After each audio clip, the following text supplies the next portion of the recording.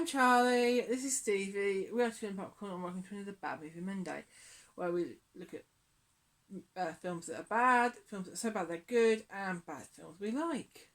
So, today we are starting September with Highlander Endgame, released in 2000. Got a runtime of 1 hour 27 minutes. Directed by Doug Aronofsky. I hope I've said your name right. Yeah. And it's done on a budget of 25 million. Worldwide grossed 15 million. This is all in dollars, and this is a flop by every standard. Yeah. In the US alone, it just grossed $12 million. It stars Adrian Paul as Duncan MacLeod from the TV series Highlander, Christopher Lambert as Connor, Bruce Payne as Jacob Kell, the big bad, and Donnie Yen, the legendary Donnie Yen in one of his earlier American roles. And Edge, he says. And Edge, Adam Copeland in a cameo, the wrestler, AEW as of recording, WWE at the time. So that's that. And what did you think? It's your first time viewing it? It is my first time viewing it, although it does seem similar to... There were parts where I thought, have I seen this before? And that's just because it's similar to the other ones we've watched, apart from the original. So this is actually I've actually done all of the Highlander sequels, except for The Source, which we will do eventually. We'll try and tie this into when the reboot, remake, whatever you want to call it. Yes. We'll do The Source then. Yeah, we will, yeah. Not the, so this will be... Over to you with your notes. So, Highlander Endgame, but there is another one. There is this Highlander The Source, as I just mentioned. It's set. It says at the beginning that the origins of the Immortals is unknown. Unless, of course, you've watched Highlander 2: The Quickening.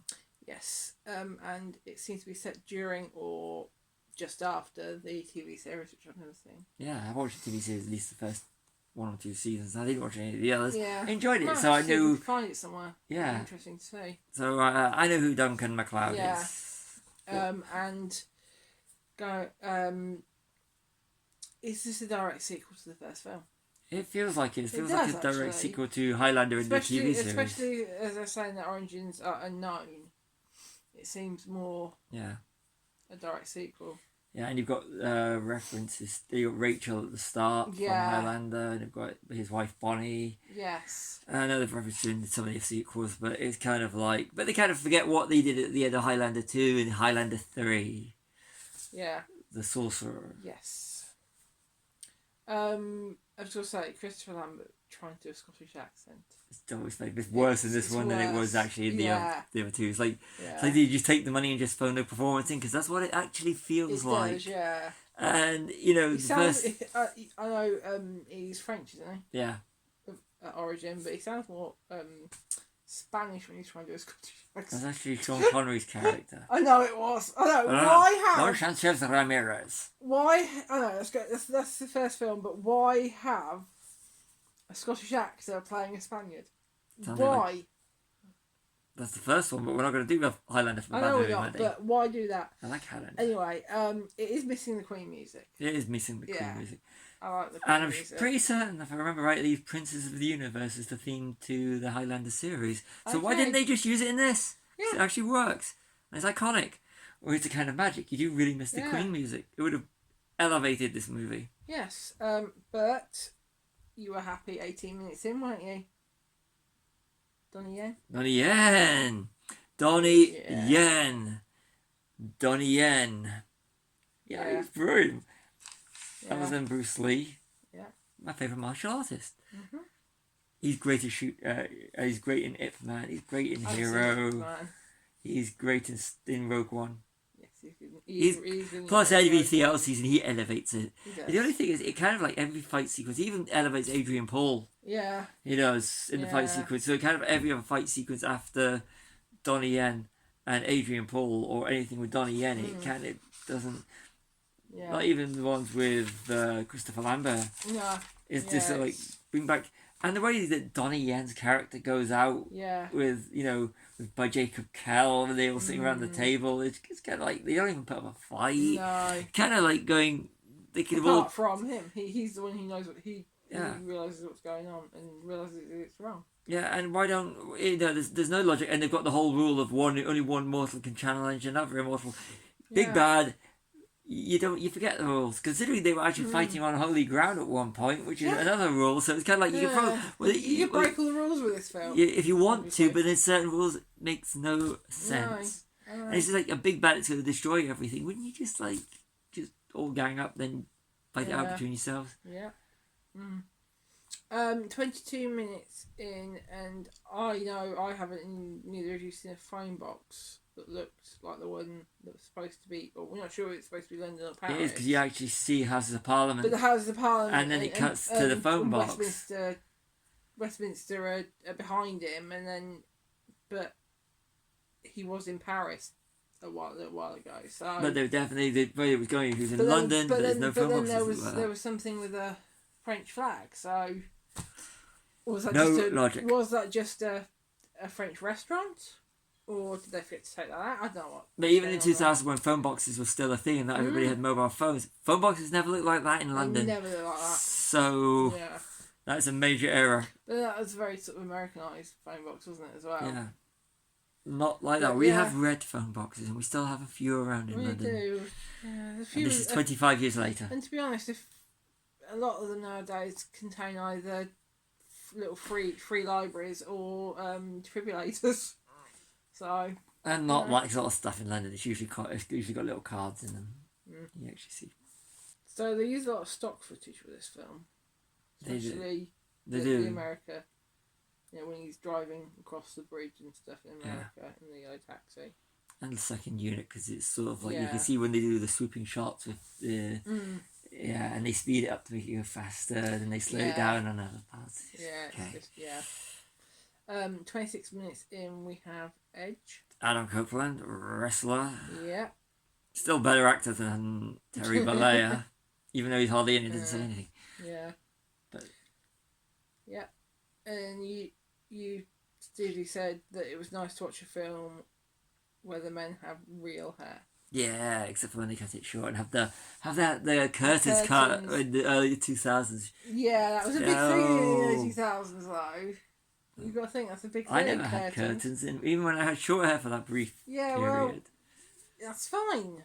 You did at one point, because when your hair was growing out, it looked a bit like curtains. When you were growing, not deliberately, but when you were growing from short to long. That was a weird phase. We're talking about Highlander, not my haircut. We're talking about the haircut in the movie. That's true. You said the first major error was they had no headache when Kate appears. Faith. Kate. Who is that's one thing that it's they're very like they can feel. Connor can feel Jacob to get that feeling of when with someone is mortal or a fellow immortal, and then then you reference it later that they actually did feel something, but they just didn't sell it at that time. Using wrestling terminology. Yeah, it's like we know she's immortal. She hasn't had it activated yet. No. But when you meet it, I said that are there too many flashbacks and they kind of distract from the main storyline. Probably because that flashbacks are more interesting. I think it is. Yeah. They're not establishing anything that hasn't already been established in the prequel. There's one half an hour and it establishes the exposition and that's it. Yeah. But in the original, they actually did it to create universe. You don't need to create the universe now, because if you're watching Highlander 4 Endgame, you've seen the others. You must have seen at least one of the others, if not the TV series. Yeah. You said there was a Silver Cup Stadium from the original. Yeah, you can see it in the background, which is a better villain, Clancy Brown the Kurgan. Yes, definitely. We'll address this now. Clancy Brown as the Kurgan. The Kurgan is a better character than Jacob Kell. Definitely. And I thought Jacob Kell was... Nah. Yeah. You said about the crosses in Jacob's shoes. Because he's got thick rubber soles with silver crosses like implanted into them. They look good. They look amazing, but As the shoes wear down. As the rubber of the heels wear down, would they not just fall out? Yeah, they would. I know it's supposed to be harking back to when he was, before he became immortal, because he had crosses on his shoes then. Yeah, but they were painted on. They were painted on, so yeah. that made no sense. No. It's just, it makes it, it's completely impractical. Yeah.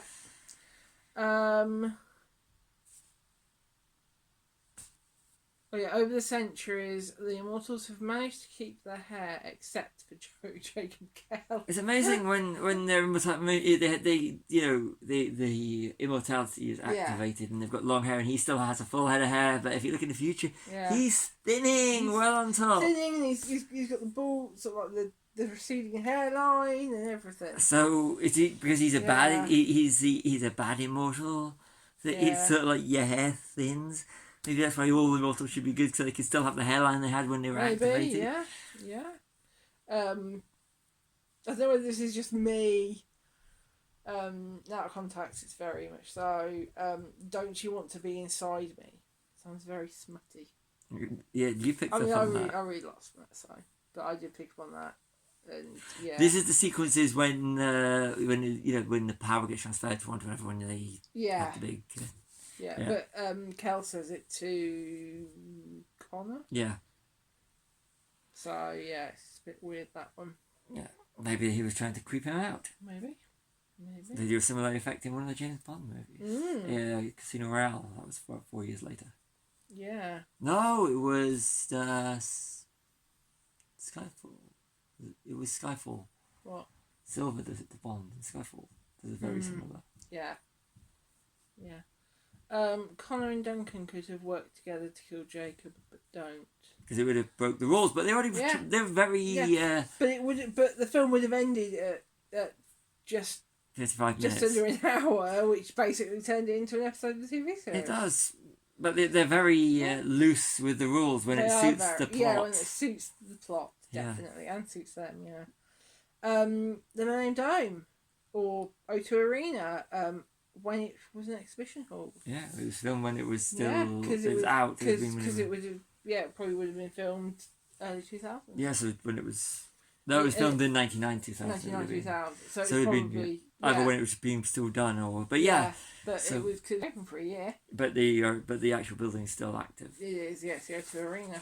Never actually been. Me neither. We'll have to go. We'll have to go see because it's featured in one of the James Bond movies. Yes, but we'll have to see if anyone's playing. I just want to go and have a look at it. Well, yeah, but it'd be nice to go to a gig there, wouldn't it? Nothing says moody like a slow motion walk and rain on a window. Yeah, they do the whole... And a song as well. Yeah. Sad song. But he could have done better with a Queen song. And it's kind of like, it goes into melodrama when it does things like that. Like, okay, this is a very, very weak. Yeah. So the love scene, you said, is like something out of a bad romance novel. I've never read a bad romance novel, but You've never read a romance novel? No, close. I think I've read his Time Traveler's Wife, but I've read it. It's very bad. Yeah, but it's kind of like really kind of takes you out of the film, and it goes. Yeah. It's kind of like. I kind of stopped watching at that point, and then went back to watching when I actually got back to the story. Really, it was kind of like. Yeah, really I know what you mean. Bad. Especially as it was done over it was like flashbacks, and it just was not good. And the leading Faith couldn't even save it by being topless. No. Couldn't even save it. Yeah, and that's up to you. You said, do they throw out 100 ideas and see if something sticks with these sequels? It is. It's like, okay, it didn't work on the second one, didn't work on the first one. So what worked on the first? What could we do in this one? That's what it just feels like. Yeah. And also the kind of the quickening effects haven't got any better. Nope.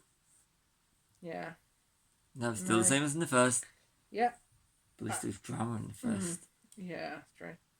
After Donnie Yen, all the battles are boring. You said that? Yeah, they're not as good as when you see Donnie Yen. When you see Donnie Yen, it kind of raises it in every fight scene.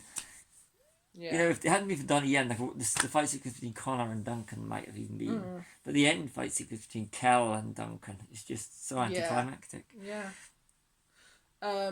There's the pullback zoom in. Yeah, After Duncan kills Connor. Yeah, very slowly, but it's like from Jaws and the Hitchcock. Yeah, it's Hitchcock did it first, isn't it? Yeah. There's a blurred out JVC sign. You said. Yeah, because it's been muted, and you can actually see they muted the colours because it was prominent in the background, so they muted the colours on it. Because it would take you right away from the story, and also it's very dark and it's very surprised, isn't it? No practicality in fighting in long coats. No, but it does look cool. It does look cool.